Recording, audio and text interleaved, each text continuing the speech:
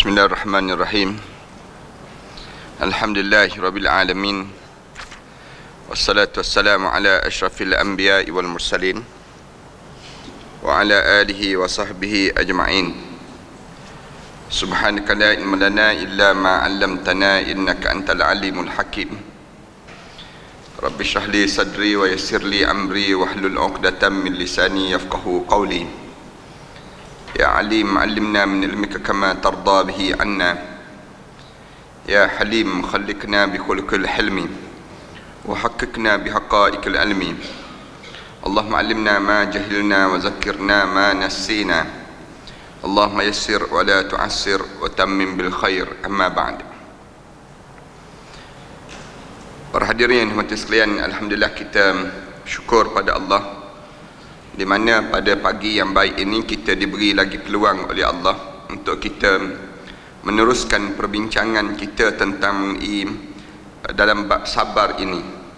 Setelah mana kita sabar selama lebih kurang 3 minggu, di mana kita cuti panjang, cuti akhir tahun kira-kiranya, dan sekarang kita memasuki tahun baru dalam kalender Masihi. Dan apabila kita masuki tahun baru dalam kalender Masihi ini, bukanlah bererti kita semakin muda, tidak, tetapi kita ni semakin tua dalam taat jauh lebih bernilai daripada tua dalam keadaan maksiat. Sabarnya kita dalam kita menurut dan kita mentaati perintah Allah. Kita tahu bahawa tajuk sabar yang kita bicarakan ini merupakan tajuk yang mengajar pada diri kita supaya kita bertahan dengan Islam. Maknanya bila kita sebut saja kita ni Islam ataupun kita ni mukmin, kita akan diuji oleh Allah. Tak ada orang yang sebut saja dia mukmin, dia tidak diuji oleh Allah. Bila kita sebut kita ni orang yang beriman, kita akan berhadapan dengan ujian-ujian yang banyak. Tidak adalah ubat bagi ujian ini kecuali kesabaran. Bila kita kena uji, maka sabarlah yang mampu mempertahankan diri kita supaya kita tidak tergelincir. Bila kita tak sabar, maka kita senang tergelincir. Apa yang tergelincir? Dia panggil tergelincirnya akhlak. Tergelincir akhlak inilah yang paling bahaya dalam diri kita ni. Nabi biasa sebut kita ni ada tiga benda yang jangan tergelincir. 3 perkara jangan sampai peringkat kita ni terbabas dalam hidup kita. Yang pertama, jangan terbabas disebut ataupun tergelincir pada akidah, keyakinan. Ni jangan kita ni tergoyang sikit pun dalam hidup kita. Dan kita diuji oleh Allah dengan ujian ini yang disebut dengan ujian keyakinan dalam kehidupan kita. Yang kedua, jangan kita tergelincir pada ibadah kita ni. Semakin kita tua, biasanya semakin kita ni payah untuk kita nak jaga ibadah. Lagi teruk ada di kita. Na'udzubillah min dzalik. Kita minta supaya kita boleh sabar dalam kita berhadapan dengan ujian ini. Ujian di mana kitanya diuji oleh Allah dengan ujian yang disebut dengan tuanya kita ataupun proses kita ni semakin tak bermaya. Kemudian pada masa yang sama kita meninggalkan ibadah-ibadah. Yang ni yang ramai di kalangan kita. Bila ditanya bila nak solat tahajud malam, dijawab nanti pencen-pencen nak solat tahajud lah, dia sebut. Bila pencen tak buat pula. Orang tanya kenapa tak buat, dia jawab, dia kata badan tak kuat, badan tak mampu nak bangun. Ni dia akan jadikan apa dia? Kerana kita ni senang untuk nak terbabas dengan yang kedua. Yang ketiga, tergelincirnya kita kepada akhlak kita. Bila kita tak sabar, maka akhlak kita ni pun tergelincir. Misal contoh apa dia? Mulut kita mula mencarut, ataupun kata-kata kita mula keluar kata-kata yang panas dan juga yang pedas. Mulut kita ni, kita mula bercakap benda-benda yang tak baik. Punca kita tak sabarlah. Ataupun akhlak kita pun jadi tak baik, tak lagi seindah waktu mana kita dalam berusia muda dalam diri kita. 3 benda ni penting sangat untuk kita ni tak tergelincir. Kerana ramai orang yang dekat nak meninggal dunia, orang yang meninggal dunia tergelincir salah satu 3 ni. Bila tergelincir salah satu 3 daripada dalam hidup ini, bila dia meninggal dunia dalam keadaan su'ul khatimah. Na'udzubillah min dzalik. Ini ramai yang di kalangan kita begitu. Dekat nak meninggal dunia tak solat. Na'udzubillah min dzalik. Dekat nak meninggal dunia tak tutup aurat. Ramai orang kita begitu. Dekat nak meninggal dunia tiba-tiba berubah keyakinan, tak percaya pada Islam, percaya kepada selain daripada Islam. Dia percaya bahawa hidup dia ni panjang lagi, masa dia ni ada lagi, yang menyebabkan akhirnya dia tak yakin dengan Islam. Yang ni yang bahaya dalam hidup kita. Oleh demikian, Islam ajar ada satu ubat dalam berhadapan dengan penyakit ini. Penyakit yang sering kali terjadi pada seorang, yang dinamakan dengan kesabaran. Sabar ni merupakan satu benda yang paling penting dalam hidup kita untuk kita bertahan dan bertahan. Sabar dengan apa dia? Sabar dalam kita taat. Sabar dalam keadaan kita ni sampai peringkat diuji oleh Allah dengan ujian-ujian yang teruk bagaimana sekalipun, kita boleh bertahan dengan Islam. Itu yang dimaksudkan dengan kesabaran. Sebab ramai orang yang bila dia kena ujian, dia tak jadi sabar. Kita buat contoh dalam hadis yang pernah kita belajar sebelum daripada ni. Apa dia? Ada seorang ibu yang menangis di kuburan.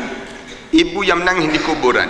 Katanya yang meninggal dunia itu ialah anak kesayangan dia. Dia menangis, Rasulullah datang. Bila Rasulullah sallallahu alaihi wasallam datang, Rasulullah sebut, "Ittaqillaha wasbiri."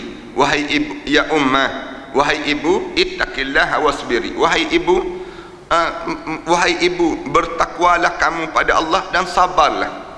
Bila Rasulullah sebut begitu, dia pandang pada Rasulullah kan. Dia pandang Rasulullah, dia halau Rasulullah. Ilaika anni, disebut, pergi jauh, pergi kamu daripada aku. Innaka lam tusab bi musibati. Kamu sebut sabar ni sedaplah, sebab kamu tak kena. Dia kata aku yang kena, aku yang menanggung. Bila aku menanggung, tak mudah untuk aku nak tanggung begini. Mudah, dia sebut demikian. Dia halau Rasulullah. Bila halau Rasulullah, nak sebutnya dia tak kenal Rasulullah. Walam ta'arifu, dia tak kenal Rasulullah di saat itu. Bila datang sahabat bagi tahu, innahu nabi sallallahu alaihi wasallam. Tu Nabi sallallahu alaihi wasallam. Makcik halau dia tu bukan orang lain, makcik halau Nabi. Kejut dia. Allah, Nabi. Bila sebut Nabi itu, dia pun pergi rumah Rasulullah. Dan kita belajar hadis ni, tak ingat dah kot tahun lepas ni yang dipanggil.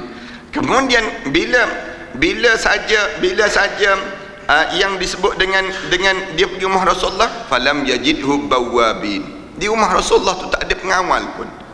Dalam cerita hadis yang cerita tentang sampai saja begitu tak ada pengawal pun. Lalu Rasulullah sallallahu alaihi wasallam dia bagi tahu, ya Rasulullah, saya tak kenal kamu. Dia pergi bagi salam kepada Rasulullah. Rasulullah jawab, innamas sabru inda sadmatil ula.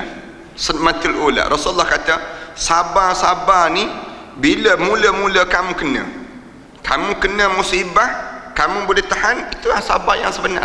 Mula-mula kita kena, kita turun masjid, tengok kasut kita hilang, kita boleh bertahan tak boleh bertahan?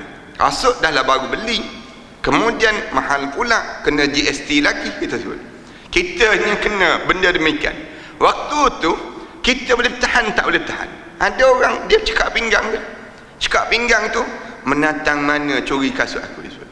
Menatang mana tak apa juga, aku tak halal, dia sebut. 7 keturunan dia sambung. 7 keturunan dia dah mula hilang kesabaran. Hilang kesabaran tak mudah dalam diri kita ni. Yang ni yang kita kena asuh ni dengan cara mana? Bila kita baca hadis-hadis Rasulullah sallallahu alaihi wasallam. Bila kita baca hadis-hadis Rasulullah begini, kita mengasuh diri kita untuk menjadi manusia yang sabar dalam berhadapan dengan ujian. Tiap-tiap di kalangan kita ni ada ujian yang datang. Bangun pagi-pagi baca mesej, tengok mesej orang tuju pada kita, orang kata pada kita mesej tersebut. Boleh tahan tak boleh tahan? Tak mudah untuk kita nak bertahan dengan kata-kata kejian, cacian, kecuali mulut kita ni ataupun tu badan kita ni boleh sabar. Alhamdulillah, aku tak jadi masalah lah, orang nak kata apa pun pada aku, kerana yang pentingnya jangan sampai Allah kata pada aku. Ni yang disebut dengan kesabaran. Hari ni kita sambung sikit lagi, walaupun ada satu hadis yang panjang, kita tak baca lagi hadis yang panjang tersebut. Hadis yang ke-6 Tapi hadis ni saya cadang nak baca di akhir daripada tajuk bab sabar ini. Hari ini kita sambung hadis yang ke-12. Hadis yang ke-12. Wa an Abi Abdurrahman bin Abdullah bin Mas'ud radhiyallahu anhu qala, daripada Abdullah bin Mas'ud radhiyallahu anhu kata dia sebut ka'anni anzuru ila Rasulillah sallallahu alaihi wasallam yuhki nabiyyan minal anbiya salawatullah wa salamuhu alaihim darbahu qaumuhu fa'admahu wa huwa yamsahu ad-dam an wajhi wa huwa yaqul Allahumma ighfir liqaumi fa innahum la ya'lamun.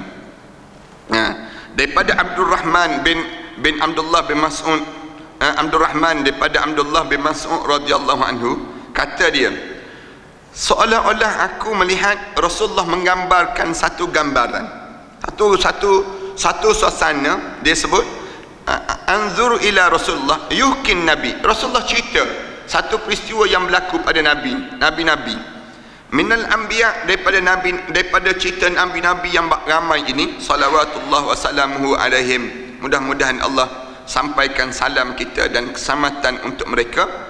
Darbahu qaumuhu fa'admauhu, yang di mana nabi tersebut dipukul oleh kaumnya, bila sebut saja tentang Islam, lalu kaum tersebut pukul nabi tadi, cerita tentang agama, pukul terus. Bila dipukul tersebut, fa'admauhu, yang menyebabkan mengalir darah ni mengalir. Bila mengalir, wahwa yamsahud dam an wajhihi, dalam keadaan dia sapu darah, dia mengalir di muka dia ni, wahwa yaqul, nabi tersebut sebut Allahumma ighfir liqaumi, ya Allah tolong ampunkanlah kaum aku, fa innahum la ya'lamun, kerana sesungguhnya mereka tidak mengetahui, ya Allah. Ini doa dalam keadaan kena baling batu, dalam keadaan yang kena pukul ni. Nabi-nabi ni sendirinya masih lagi dalam keadaan yang baca doa pada kaum yang baik, doa yang baik. Allahumma ighfir liqaumi, ya Allah tolong ampunkanlah dosa kaum aku, ya Allah. Doa nabi ni. Fa innahum, kenapa tolong ampunkan dosa dia? Fa innahum la ya'lamun, orang ni dia tak tahu, ya Allah. Oleh kerana dia tak tahu, maka kamu maafkanlah dia, ya Allah, walaupun aku ni sakit. Ni doa nabi-nabi. Kalau kita lah orang pukul kita, ajak agak-agak macam mana kita semayang ajak terus, kita semayang ajak tu angkat tangan baca doa, ya Allah mati terbunuhlah orang tu, ya Allah. Mana yang pukul aku tu, biar tangan dia bengkak terus, ya Allah, ataupun dia kena stroke terus, senang kita. Ni kita doa. Ataupun kita kata biar mati tepi jalan lah dia ni, kena lengit kepada lori balak lah, ya Allah. Kita baca doa demikian. Kalau kita, nabi ni dia sebut terus, ya Allah tolong ampunkanlah orang yang buat khianat pada aku tu, ya Allah, maafkanlah dia. Sabarnya nabi, sabar nak sebutnya nabi ni dalam keadaan sebegitu, sambil sapu darah